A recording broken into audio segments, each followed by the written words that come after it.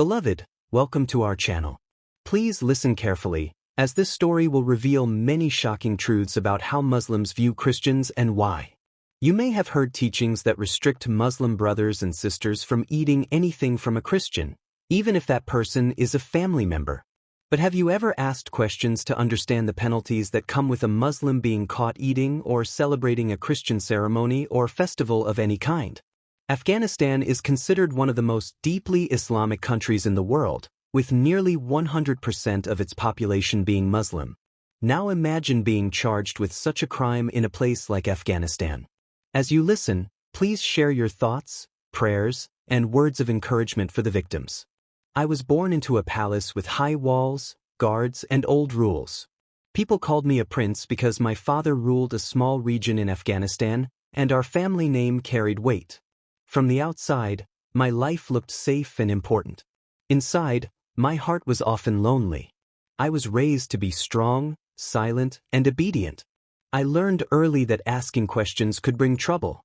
Still, I asked them inside my mind. I wondered why fear ruled so many lives. I wondered why love felt distant even in a house full of people. As I grew older, I began to notice quiet things others ignored. I saw servants whisper prayers in fear. I saw children punished for curiosity. I saw my own mother cry at night when she thought no one was watching.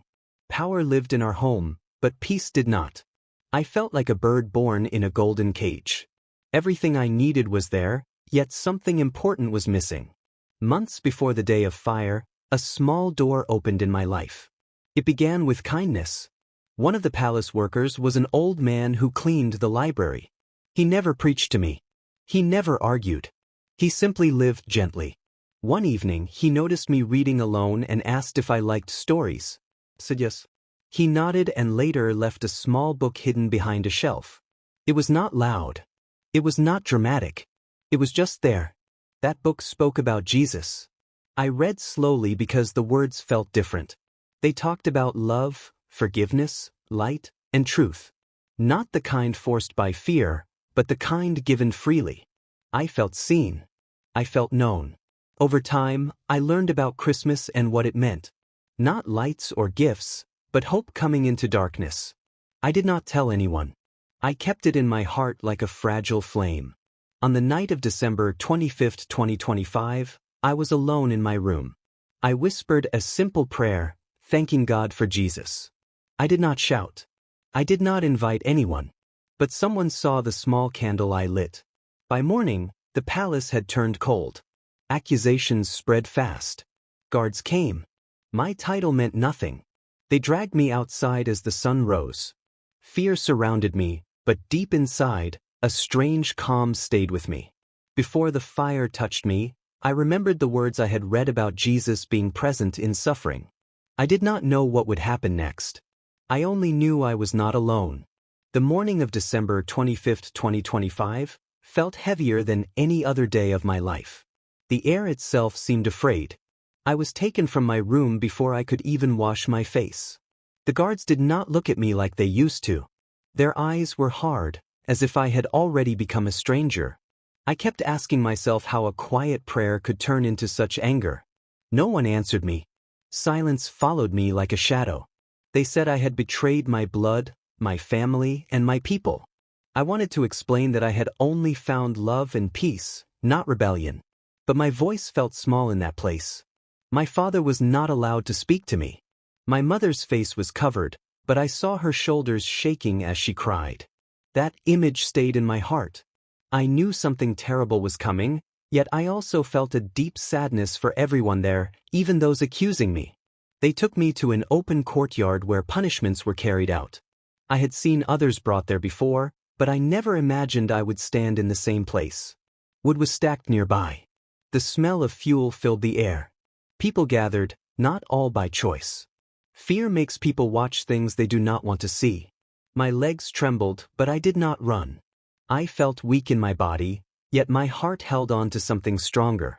As they tied my hands, memories rushed through my mind. I remembered the old man in the library. I remembered reading about Jesus loving even those who hated him. I remembered learning that God sees the heart, not titles or clothes. These thoughts did not remove the danger, but they gave me courage to face it. I realized that faith does not always save you from fire, but it can save you in the fire. They asked me one last time to deny what I believed. I closed my eyes. I did not shout or argue. I simply held on inside. I knew that even if my body was hurt, my soul was not alone. I felt a quiet strength, not from myself, but from God. It was like being held up when my knees could no longer stand. When the fire was prepared, fear came close again. I am human. I was afraid. But fear did not win. Deep inside, I sensed that Jesus was near, not watching from far away, but present with me. I did not understand how or why. I only knew I was being carried into something greater than death. They pushed me toward the place where the wood was piled. My feet felt numb, as if they no longer belonged to me. The sky above was clear, too clear for such a terrible moment. I could hear people breathing, some crying softly, some whispering words I could not understand. I stood there, tied and surrounded, knowing there was no human help coming. When the fire was lit, everything happened very fast and very slow at the same time. I saw the flames rise and felt the heat rush toward me. My body reacted with fear, but my heart reached out to God without words. I remembered the stories I had read about faith being tested and about God staying close to those who trust Him. I did not know if I would survive, but I trusted that my life was not meaningless. As the fire grew, something unexpected happened inside me. The fear that had been screaming suddenly became quiet. I was still aware of the flames, but they did not control my mind. It felt like being wrapped in calm in the middle of chaos. I knew this calm was not from me. I had never felt anything like it before. It was strong, gentle, and steady. As you listen to this powerful testimony of transformation, we'd love for you to be part of the conversation. Share where you're watching from and what stands out to you in this journey. Your thoughts and reflections aren't just comments. They help shape a genuine dialogue around experiences that have the power to change lives. If you haven't subscribed yet, we'd be truly honored to have you join this growing family of faith and reflection. Every new heart adds something beautiful to our community. People later told me they expected screams, but none came. I did not understand it then, but I do now. I was being helped. I sensed a presence that did not come with noise or force. He revealed to me that I was seen, loved, and not abandoned. In that moment, I understood that faith is not just words written in a book. It is a living connection that holds you when everything else falls away. The heat should have destroyed me, yet I felt protected in a way that did not make sense. My body was still there, but my mind was lifted above the pain. I was aware of the fire, yet it did not feel like the end.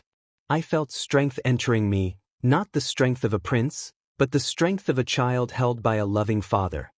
Time passed, though I cannot explain how long. The fire burned, but I was still conscious. I sensed that something was changing, not only in me, but around me. Confusion spread among those watching. I could hear voices rise in fear and disbelief. They were seeing something they did not expect. Inside my heart, I knew this moment would change everything. Not because I was special, but because God was present. Jesus let me know that life is stronger than death, and love is stronger than hatred. I held on to that truth as the flames continued. As the fire continued, something around me began to shift. I could feel it before I fully understood it. The heat was still there, yet it no longer felt like it was winning. My mind became clear, as if fog had lifted. I realized I was still alive, still breathing, still aware. This alone should not have been possible. People around me started shouting, not in anger now, but in fear and confusion. I noticed that the flames were not behaving the way they should. They burned, yet they did not take control of me. My clothes should have been gone, my skin should have been destroyed, but something unseen was holding the fire back. I did not feel brave. I felt protected. I knew deep inside that this was not luck, and it was not my strength. Jesus revealed to me that His power does not always stop the fire from being lit, but it can stop the fire from finishing its work. I became aware of a strong peace standing with me, closer than my own breath. I cannot explain it fully. There was no fear in that presence, no anger, no confusion. He let me know that I was not forgotten and that my life still had purpose.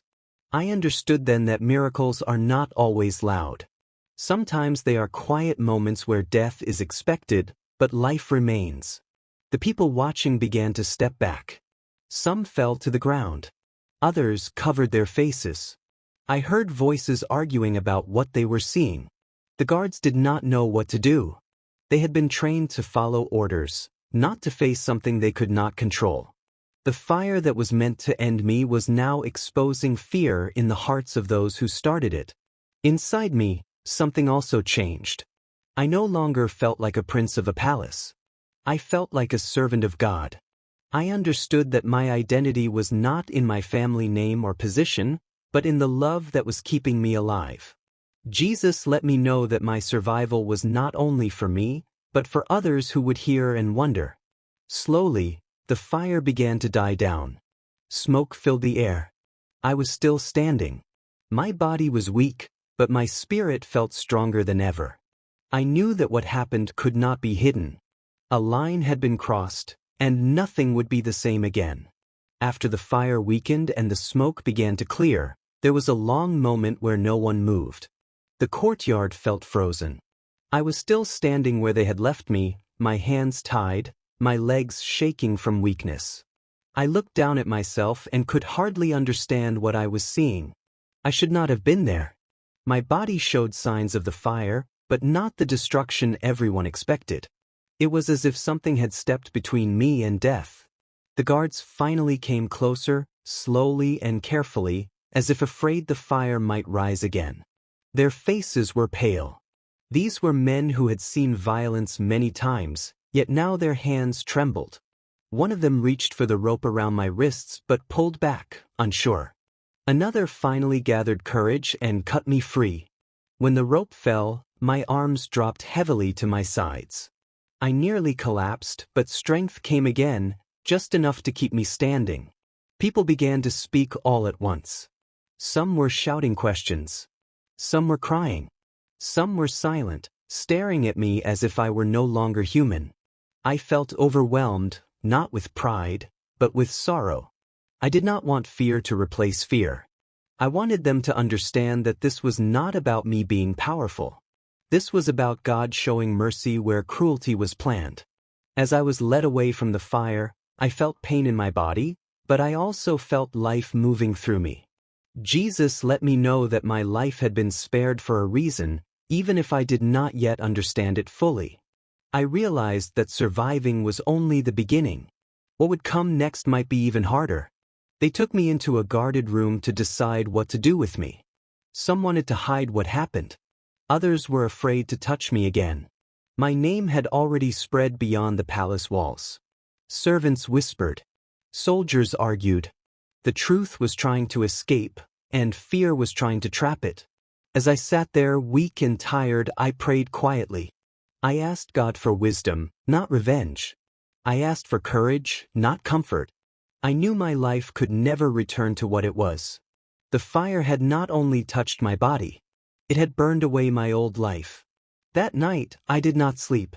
My body rested on a mat, but my mind stayed awake. Every small sound made me alert. I could still smell smoke on my skin. When I closed my eyes, I remembered the flames, the faces, and the silence that followed. I was alive, but everything familiar had been taken away. I understood that survival does not always bring comfort right away. A guard sat outside the door. He was quiet and no longer looked at me with anger. At some point, he brought me water without speaking. That simple act felt heavy with meaning. I drank slowly, thankful for something so small. I realized that kindness can appear even in places filled with fear. Jesus let me know that hearts can change when truth stands firm. Pain came and went through my body. Some parts burned, others felt numb. Yet each time fear tried to rise, peace returned. Not excitement, not pride, just peace. I prayed again, not with long words, but with honesty. I told God I was scared of what would happen next. I told him I did not know how to live this new life. I felt understood even without answers. As the night grew deeper, I thought about my family. I did not know if I would ever see them again. I felt sadness but not hate. I understood that fear had guided many of their choices. Jesus revealed to me that forgiveness is not weakness, but freedom. I did not yet know how to forgive fully, but I wanted to learn. Before dawn, I sensed that my life was moving in a new direction. The palace that once felt like home now felt like a closed door. I knew I would not be allowed to stay. Strangely, this did not break me. It made me ready. I felt like a child being led out of darkness into something unknown but good. I did not know where I would go or who would help me. I only knew that God had already helped me once in the fire. That was enough to take the next step, whatever it would be. When morning came, the palace no longer felt like a place of honor. It felt like a place that wanted to forget me. Guards came quietly and told me I was being moved. There was no ceremony, no announcement. I was wrapped in plain clothing and led through a side path, away from the main gates. I understood then that my title no longer protected me. I was leaving as a nobody, and strangely, that did not hurt. We traveled for hours. No one spoke to me. I watched the land change as we moved farther from the palace. Mountains rose, roads became rough, and villages passed by like shadows. My body was still weak, and every movement reminded me of the fire. Yet with each step away from the place of punishment, my heart felt lighter. Jesus let me know that leaving behind safety can sometimes be the beginning of true freedom. At one point, the guards stopped near a quiet place and removed the restraints from my hands. One of them avoided my eyes and told me I could not return. That was all. They left me there with nothing but the clothes I wore and the life I had been given back. I stood alone, listening to the wind. Fear tried to return, but it did not stay long. I began to walk, not knowing where I was going. Each step felt like a prayer. I remembered that Jesus himself had no place to lay his head at times, yet he was never without purpose. That thought gave me courage. I was no longer walking as a prince. I was walking as someone chosen to live. As the sun lowered, I found shelter near a small abandoned building. I rested there and thanked God again for life. I knew the road ahead would not be easy, but I also knew I was not walking it alone. The fire had not ended me. It had sent me forward. The days that followed were slow and careful. My body needed time to heal, and my heart needed time to understand what had happened. I moved from place to place quietly, helped by people who asked no questions but offered simple kindness. Bread, water, a place to rest. These things became precious to me. I learned that life can be strong even when it is simple. At night, I thought often about the fire. I did not try to make it sound bigger than it was. I remembered the fear, the confusion, and the pain. But I also remembered the calm that came when everything should have ended. Jesus revealed to me that remembering truthfully is important. Not to impress others, but to stay humble. I understood that a miracle does not make a person great. It makes a person responsible.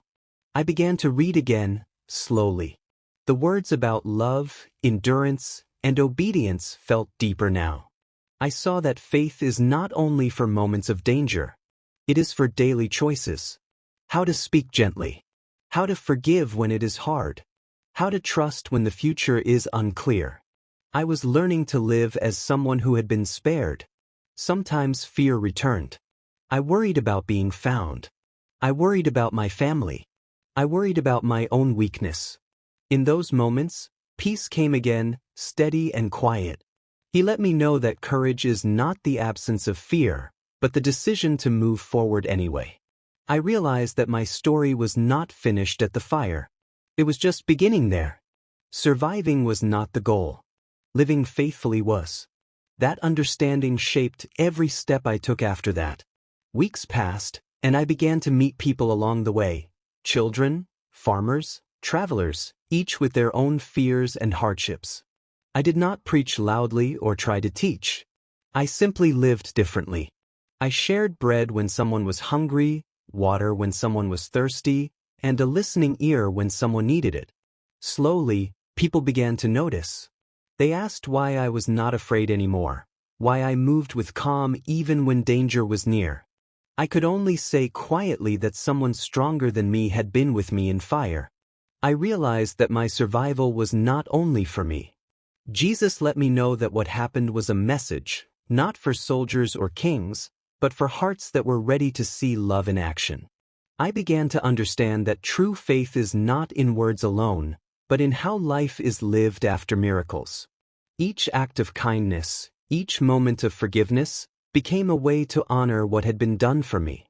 I did not see myself as a hero. I was just a boy learning how to live after seeing something impossible. But even in my quiet, small steps, people's hearts changed. Some who were hardened began to soften. Some who were afraid began to hope.